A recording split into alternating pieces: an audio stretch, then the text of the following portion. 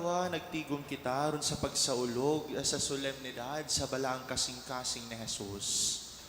Usa ka kasaulugan nga nagdapit ka nato sa pagpamalandong pag-ayo sa walay kinutuban nga gugma ug kaluoy sa atong Ginoo. Ang atong pagbasa sa Ebanghelyo gikan ni San Juan naghatag og usa ka lalom nga larawan sa maong gugma.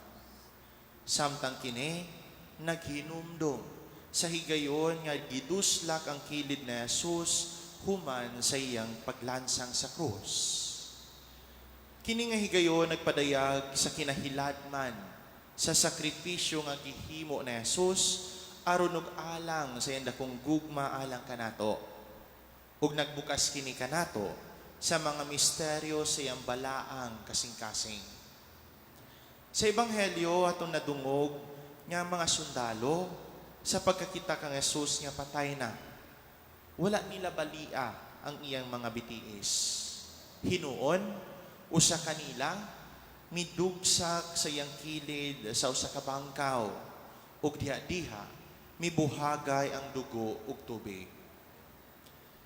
Kini nga buhat, bisan pag-ingong usa ka detalye sa nahitabo sa pasyon sa atong Ginoo, adunay lalom nga teolohikal nga kahulugan. Ang dugo ug tubig nga nagdagayday gikan sa kilid ni Jesus nagsimbolo sa mga sakramento sa Eucharistia ug bunyag nga mao ang paagi diin mamahimong makadawat kita sa iyang grasya, kaluwasan ug kinabuhing gisaad.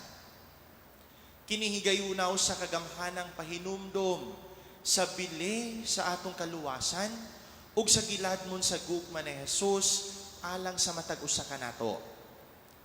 Ang balaan nga kasing-kasing ni Jesus nga sagad gihulagway nga adunay samad, korona sa mga tunok ug kalayo sa gugma. Naglangkob sa gugma nga nagmaantuson ug makaluluwas. Niini nga solemnidad gitawag kita sa pagpamalandong sa kasing-kasing sa tumanunubos. Usa ka kasing-kasing nga nagdilaab sa gugma alang sa katawhan. Kini nga gugma, dili usa ka layo nga konsepto, apan usa ka personal ug suod nga kamatuoran. Ang kasing-kasing ni Jesus, usa ka simbolo sa iyang walay kinutuban nga kaluoy, paghigugma, ug tinguha alang sa usa ka relasyon uban kanato. Kini usa ka kasing-kasing nga nakasabot sa atong mga kasakit, atong mga pakigbisog ug atong mga kalipay.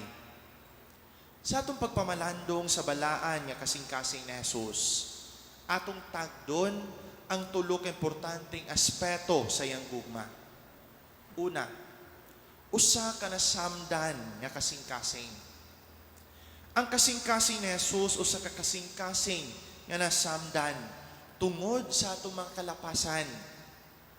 Ang pagdugsak sa iyang kilid usa ka tin-aw nga pahinumdom sa pag-antos nga iyang giantos alang kanato. Kini usa ka tawag alang kanato sa pagdala sa atong kaugalingong mga samad, atong mga sala ug atong mga problema ang gisagubang ngadto kaniya. Si Jesus nagdapit kanato sa pagsinati sa iyang makaayong gahom ug pagpasaylo. Wala niya gibiyaan ang atong mga kasakit, apan gigakos niya kini ug giusab kini diha pinaagi sa iyang gugma. Ikaduha, usa ka kasing-kasing sa kaluoy. Ang pag-agas sa dugo ug tubig gikan sa kilid ni Jesus nagpaila sa pagbubo sa iyang kaluoy sa kalibutan. Diha sa iyang balaang kasing-kasing atong makita ang usa ka tuburan sa grasya ug kaluoy. Bisan unsa pa kalayo ang atong masalaagan, ang kasing-kasing ni Jesus kanunay nga able ug bukas alang kanato. Andam sa pagpasaylo kanato, pagdawat kanato ug pagpasiguli. Gitawag kita sa pagsalig sa iyang kaluoy ug sa paghatag sa samang kaluoy ngadto sa uban. Himuon kita niya nga mga instrumento usab sa iyang gugma, magpakita sa iyang kaayo ug kaluoy niadtong naglibot kanato. Ikatulo, usa ka kasing-kasing nga nagdilaab uban sa gugma. Ang balaan nga kasing-kasing ni Jesus sagad gihulagway sa mga kalayo. Nagsimbolo siya nagdilaab nga gugma alang kanato. Kini nga gugma mabination, walay hunong ug walay kondisyon. Si Jesus nahigugma sa matag usa kanato sa talagsaon ug personal nga paagi. Ang iyang kasing-kasing nangandoy nga atong tubagon ang iyang gugma sa atong kaugalingong kasing-kasing usab.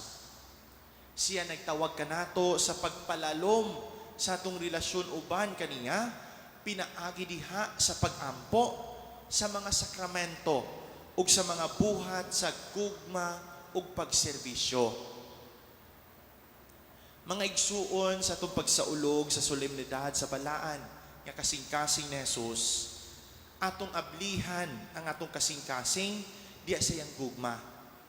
Atong tugutan ang iyang kaluoy nga ayuhon ang atong mga samad ug ang iyang pasyon nga magdilaab sa atong pagtuo. Sa usa ka kalibutan nga kanunay gibati ug katugnaw ug walay pagtagad, ang balaan nga kasing-kasing ni Jesus nahimong usa ka suga diha sa paglaom ug gugma. Magpaduol kita niini nga kasing-kasing mangita og kahupayan ug kalig-on sa iyang presensya.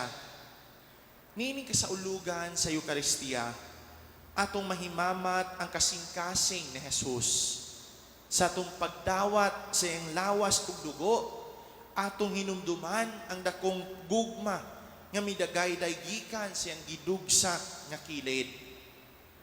Mabag-o unta kita niini nga gugma nga dad-on kini uban kanato sa tong adlaw-adlaw nga kinabuhi ug ipaambit kini sa tanan nga atong mahimamat. Magampo kita. Langit nung Amahan, nagpasalamat kami kanimo sa gasa sa imong anak, sa Hesukristo, ug sa iyang balaan nga kasing-kasing. Tabangi kami nga mas maduol sa iyang kasing-kasing, nga mapuno sa iyang gugma, ug ipaambit ka na nga gugma sa kalibutan. Hinaot nga sa kanunay, makakaplag kita og dalangpanan sa iyang kasing-kasing, ug magkinabuhi nga nagpakita sa iyang kaluoy ug gugma. Kini among ipangayo, pinagi ni Kristo, among Ginoo.